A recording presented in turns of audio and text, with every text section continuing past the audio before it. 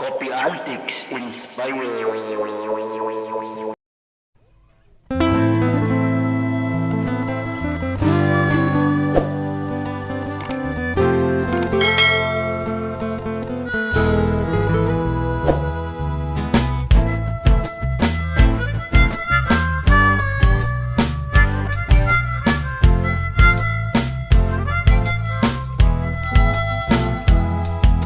Di tengah situasi ganti, pikiran jadi rarusi.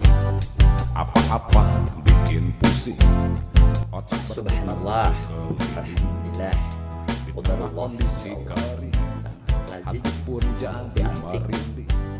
Kurasa antik jadi dengan berbagai macam varian menahan rasa. diri agar Yang saya minum standing. ini adalah kopi antik Bailey, salah satu di antara 8 varian rasa dari kopi antik Inspire. Ini sangat lazim para apalagi kalau diminum dengan menggunakan cantik Hati dan pun antik jadi produk kopi merinding. antik juga. Kurasa jadi pening, menahan Assalamualaikum diri agar warahmatullahi wabarakatuh.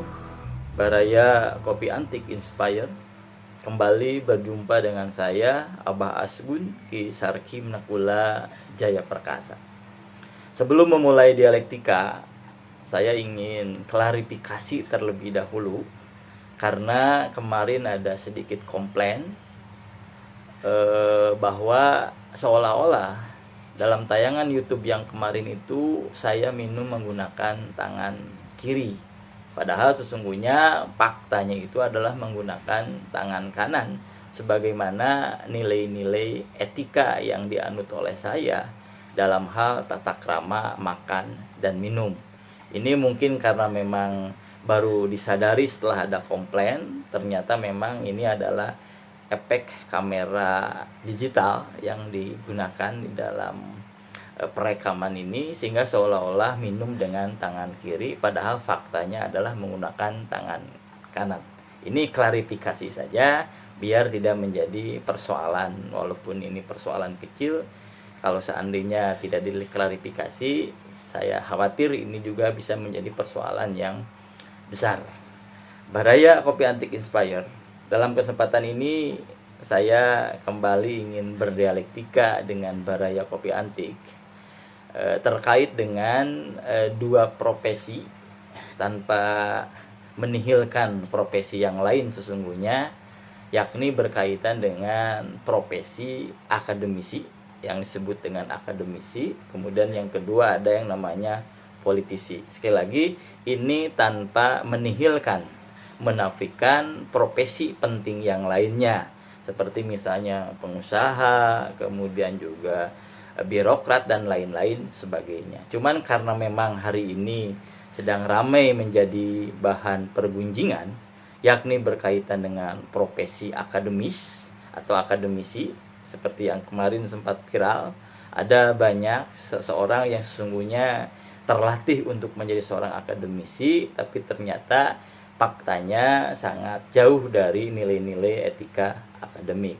Kemudian yang kedua juga berkaitan dengan bagaimana juga perilaku politisi yang ada di negara ini. Sehingga saya melihat dua hal ini mesti menjadi bahan perbincangan kita sekalian di dalam tayangan Kopi Antik Inspire kali ini.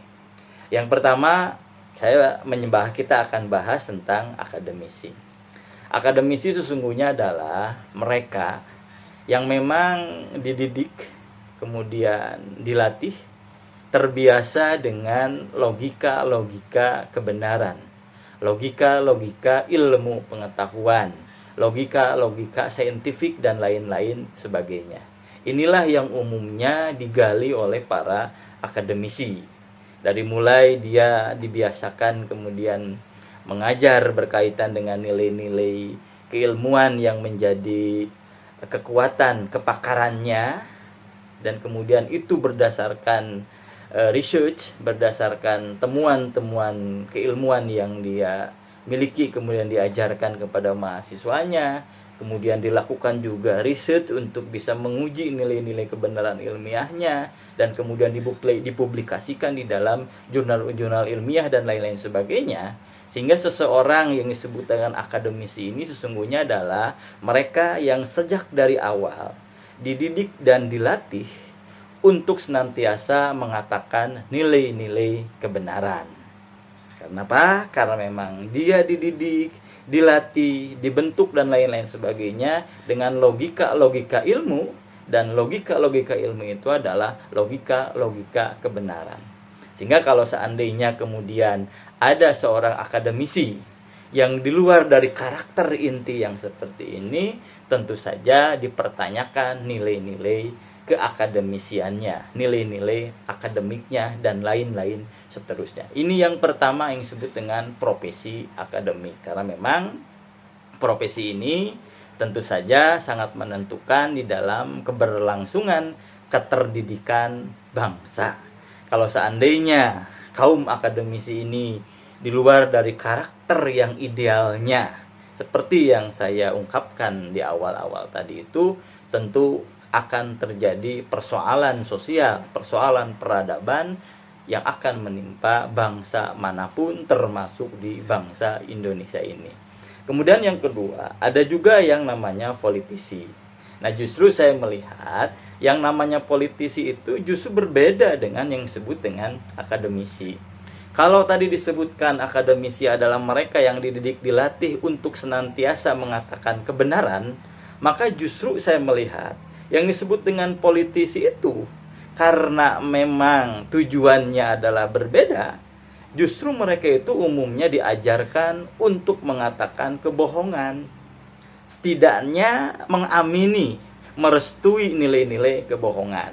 Karena logika akademisi dengan politisi ini sungguh sangat patojaiyah, sungguh sangat bertolak belakang. Kalau tadi akademisi dilatih untuk mengatakan nilai-nilai kebenaran, karena memang itulah yang senantiasa menjadi tradisi kultural di dalam dirinya, maka politisi justru adalah terjadi sebaliknya. Karena logika yang ada dalam pikirannya, how to get the power and how to use the power. Bagaimana dia bisa mendapatkan kekuasaan? Salah satunya adalah kadang-kadang dengan berbohong, kadang-kadang dengan mengamini kebohongan, dan kemudian setelah kekuasaan itu dia dapatkan, kemudian how to use the power. Bagaimana dia bisa melanggengkan kekuasaan, menggunakan kekuasaannya untuk kepentingan pribadi, kelompoknya, dan lain-lain sebagainya.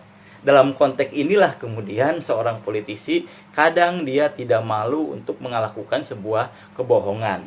Atau kadang malu walaupun dia tidak melakukan kebohongan, kadang-kadang dia akan turut serta merestui, mengamini dengan mendiamkan terjadinya kebohongan-kebohongan yang seperti itu. Karena logikanya sangat sederhana hari ini.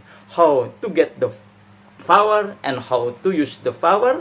Dan bagaimana bisa mendapatkan itu, salah satu yang sering dia jual, karakter yang sering ada dalam dirinya adalah bagaimana dia sering mengatakan nilai-nilai yang justru bertentangan dengan fakta yang terjadi di dalamnya. Ini satu hal yang harus menjadi bahan renungan kita bersama. Tapi pertanyaannya, bagaimana kalau ternyata ada akademisi tapi berjiwa politisi? Nah, inilah yang hari ini banyak terjadi. Sesungguhnya kalau kita perhatikan berkaitan dengan yang namanya kampus, yang namanya perguruan tinggi, harusnya akademisi itu ya akademisi murni. Jangan akademisi yang tersusupi dengan politisi. Karena logikanya sungguh berbeda hari ini. Yang namanya perguruan tinggi hari ini justru berbeda dengan perguruan tinggi yang lainnya.